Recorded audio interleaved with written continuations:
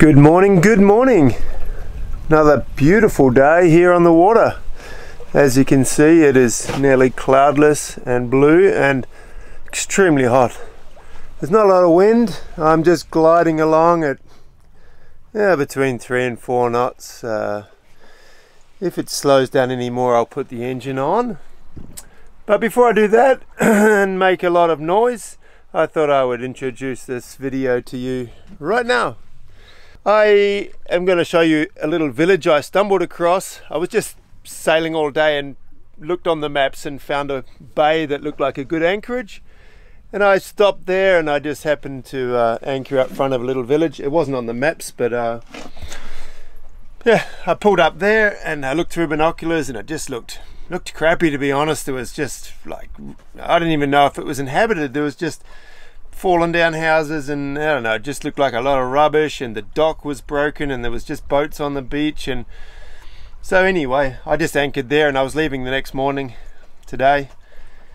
And anyway, some people came out in a boat and I really didn't know what to expect from them, but they were really friendly and invited me to come and look at their village. And I was like, I've seen so many villages and this one doesn't look spectacular, so I wasn't that motivated. But they were quite insistent, and yeah, we had language problems obviously. No one spoke English, but anyway, so I went in, and the town, I found out the town's name was Yumli, and I found out pretty quick that it wasn't a crappy village that they hadn't been looking after. It had just been hit by an earthquake, and I'd actually heard of this earthquake when I was over on Tabello. It was on the news everywhere and people were collecting food in the city to send down to this region. And so yeah, it was quite a shock. It's only a short video. I didn't want to film too much just because they were all in a bit of a state of shock still there. I just didn't really feel that good about poking my nose in and asking too many questions. But it's a short little video, and yeah, quite cool.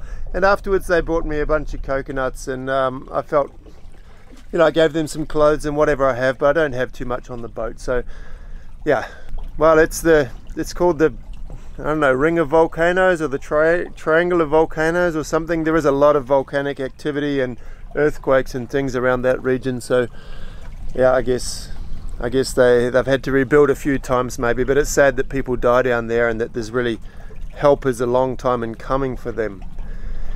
And then after I've shown you that, I'm going to ask a few questions. I get asked a lot of questions on the YouTube channel and on Instagram. Here's my Instagram link up there if you have any questions or just want to look at some of my photos instead of the video.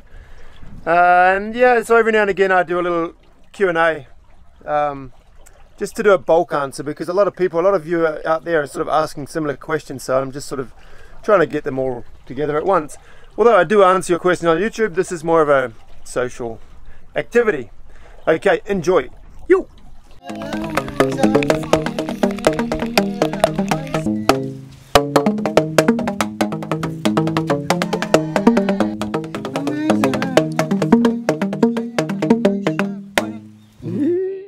So I just randomly anchored outside this little village, and I wondered why that was such a mess here. And the place is called Yumli. And some guys just came out to the boat and I asked them what's going on with their village, and they said 2 weeks ago they had an earthquake here, 7.2, and 11 people were killed on this place.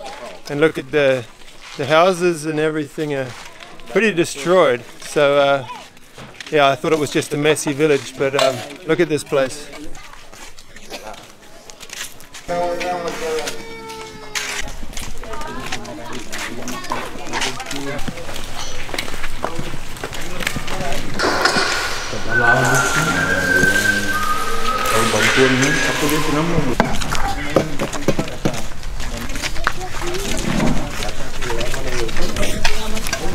This was the second Christian church, and it's yeah, flattened. So this is the chief of the village opening me a coconut to drink. So their village is pretty much destroyed, but they're still really generous. This is I guess the command center. They got some military guys here, and as you can see, There's some tents and stuff that the government have brought in.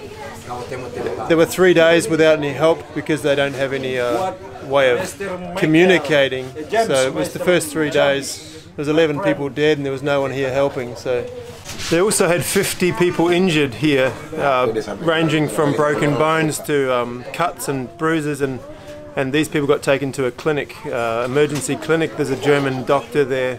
It's pretty close by. There's another village on the other side of the hill here that got a lot of damage as well. So there's a clinic over there. And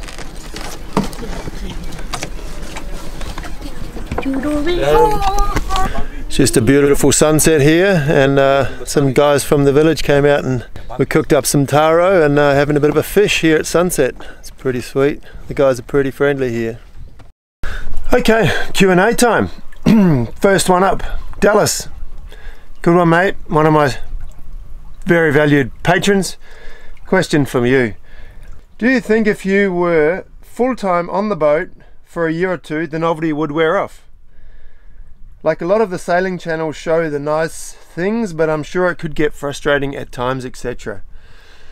Well, yeah, I guess. I haven't ever spent more than 6 months at a time on a boat, my boat. I've always had the really good contrast of going to work. Obviously I have to go to work. I can't afford to spend the whole time on the boat.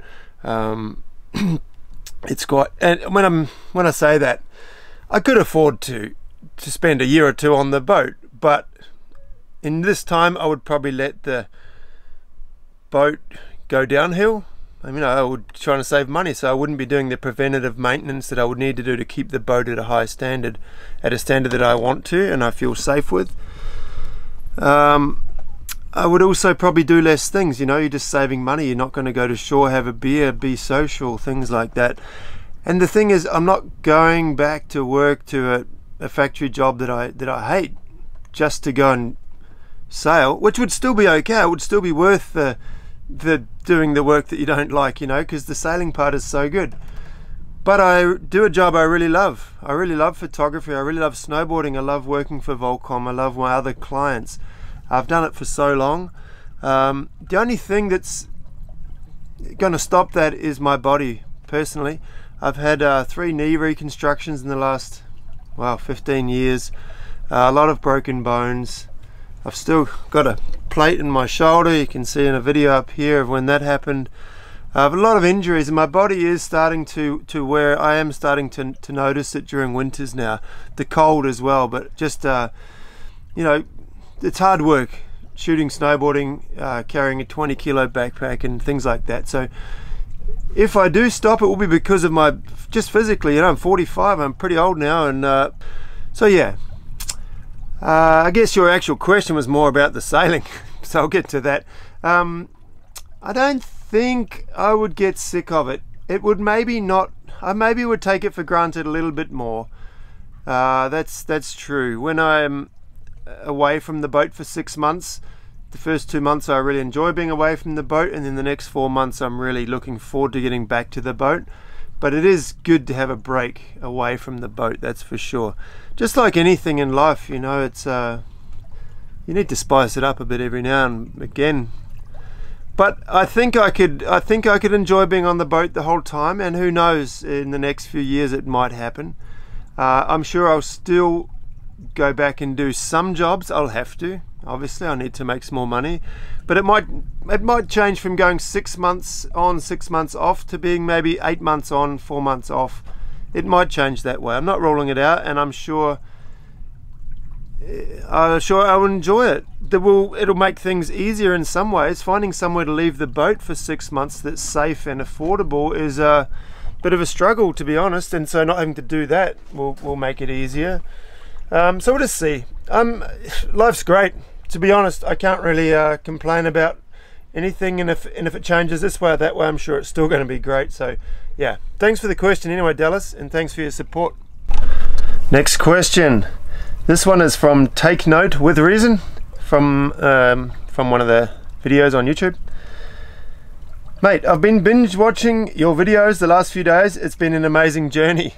That's cool. That's really cool. There's actually quite a few people binge watching my videos because I'm up to 80 something now. and I don't have many subscribers, so I guess there's when people find it and go like, oh wow, I can watch a few of them, so that's pretty cool.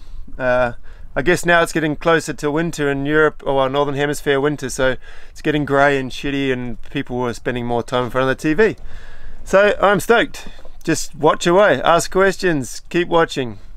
Anyway, the question is, I was wondering, in your next video, could you explain how you got into sailing? How long did it take to get your license, etc.? The whole journey of it.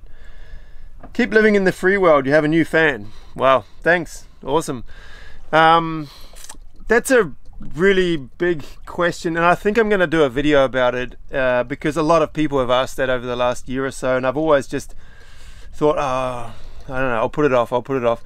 So my answer is basically, I'm going to make a video about this. I've had a pretty long and storied life so far. A lot of stuff's happening, and when I look back, I'm pretty amazed that I'm still alive. So I'll talk more about that. Short answer is, I first bought a sailboat 5 years ago, 2014 I think it was. I'd never sailed before a day in my life. I don't have any licenses. Learning by doing, that's the name of my channel. It's actually just been the way I've lived my whole life. So basically that's the short answer, but there's a lot more to it than that, so I'll get into that in a video probably in about 4 or 5 weeks time. Cheers mate, keep watching. Question number 3 from Cristiano Di Sade. Hi Cristiano. It's quite a long one. I can't afford life on the sailboat just yet, and also don't want to just sink into it without knowing a thing or two. I've just discovered your channel and like your way of living very much. I'm wondering if you can post some anchoring prices in ports or marinas you're docking in. I believe this would not help only me, but other free spirits as well. Is it much cheaper to dock in Indonesia than Australia? By all means, I don't want this act to disturb your joyful life on Schiehallion. It was just a suggestion. Safe seas, bro. Okay, first up, I very rarely go to marinas or docks, apart from the 6 months I'm off the boat. I don't go from marina to marina like many people do, for example in the Mediterranean or the Caribbean. There's 2 reasons for that. First reason is I don't like it. I bought the boat to get away from, well, to get away from crowded places, put it that way. To let me go to places where there is nothing, there's no docks and there's no marinas. I'll sometimes use one to go to refuel and reprovision, but more often than not I'll just anchor off a town and dinghy in. But sometimes when it all combines that I need fuel, water, food, maybe some repairs, I'll go into a marina for a couple of days. In general, Australia, I would say on average it's probably between $40 and $60 per day. It depends on the length of your boat and if you're a catamaran or monohull, and the length of your stay. If you're doing daily, it's way more expensive. You get a weekly price, you get a monthly price, and you get a yearly price on most places. I don't have much experience around the world. I've only been to, well, 5 countries on my boat so far, and only one of them, Australia, actually has any marinas. So that's the part 2 of the answer. Even if you want to here in Indonesia or the Papua New Guinea or the Solomons, you can't. There are basically no marinas. In the Solomons and Papua New Guinea, there's basically none. I think Port Moresby has one, but I didn't go in that direction. I went around the north of Papua New Guinea. So I didn't come across a single marina or a dock where I could have stayed. So that's just the way it is in these sorts of countries. Indonesia has very few, maybe 5 or 6 that call themselves marinas, but they are nothing of the standard of Australia. But they're still about the same cost as Australia. So yeah, unless you really have to go in there or you're craving contact. Sometimes if I'm away for 6 or 8 weeks and I don't see another sailboat during that time, I'm actually craving some some cruiser love, like to go and have a beer and hang out with people and talk again in a common language. It's great meeting all the locals, but I'm stumbling around like a 2-year-old talking with them. So it's nice sometimes, but here in Indonesia there's just well, I haven't even been that far into Indonesia, and I haven't really found any marinas yet. There's a couple in Sorong, for example. There's a guy called Wick who has, well, sort of 2 marinas now. So they're good. It's nice to be in there a couple of days, and then where I leave my boat is over at Waisai in a place called Meridian Adventure Dive. It's a dive resort actually, but they have a few boats of their own, so they made a marina, and I have an understanding with them to leave my boat there long term. Maintenance, fuel, for some people insurance, all those things are eating up way more of your money and concerns and time than worrying about docking. I'm anchored probably 99% of my time that I'm on the boat. I'm anchored and not paying a cent. That's the cheap way to go, and I don't have any close neighbours. Beautiful. Next one is from Stuart McMichael, probably Scottish I would suggest. I believe your new yacht is spelt the same way as a mountain we have in Scotland. So if you're interested, here's a link including a picture of the mountain. Awesome, Stuart. Thanks for that. I actually knew that. When I first saw the boat, I fell in love right away, but I didn't really like the name, to be honest, and I thought it was German, although I speak German and I'd never heard that word, but it just looks German. But having talked to John, the owner, and asking him why he named it Schiehallion, that's how you say it, by the way, Schiehallion, he explained the whole thing to me. So basically, he was building the boat, he was nearly finished. He had in mind, he's a Kiwi. He had in mind a Maori name, I forget what it was or what the meaning was. But he called up his son, who was at the time studying in Edinburgh in Scotland, and proposed this Maori name. And his son was like, oh no, that doesn't really have a real good meaning. Come on, let's do something a bit more personal. And so he proposed the name Schiehallion, because at that time when he was talking to his father, he was hiking up this mountain. I think it's the highest peak, not the highest mountain, but maybe the highest peak in Scotland. And he was hiking up there and was on the top of the peak, and actually got a piece of granite from the top and brought it back, and so they called it Schiehallion. I don't really like the name, to be honest. It's not got any personal meaning for me, and man, every time I have to go on the radio and spell my name out phonetically, it's a bit of a nightmare. I've got a cheat sheet beside the radio, but still, something easier would be more practical, and something that I really like personally. I would like. But the reason I haven't changed the name is it's very complicated in Australia. This boat is Australian registered, and I have AIS, I have an HF radio, and all these things have their own call signs and things like that, and it's quite complicated, and I just didn't have the motivation or the patience to sort that out before I left Australia, and now since I've left, I'm not even going to bother.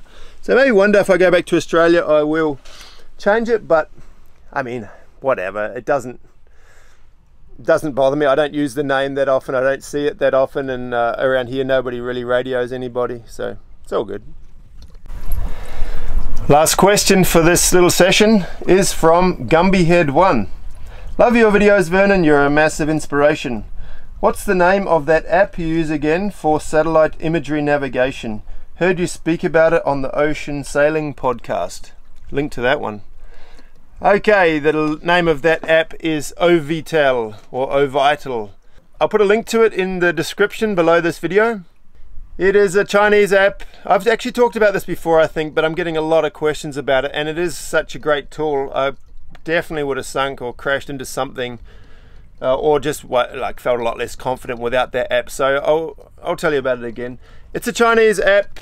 I think it works on all devices. You can get iOS and Android and everything, and basically you just download the maps for the region you're in. So I do the whole Raja Ampat, or the whole of eastern Indonesia.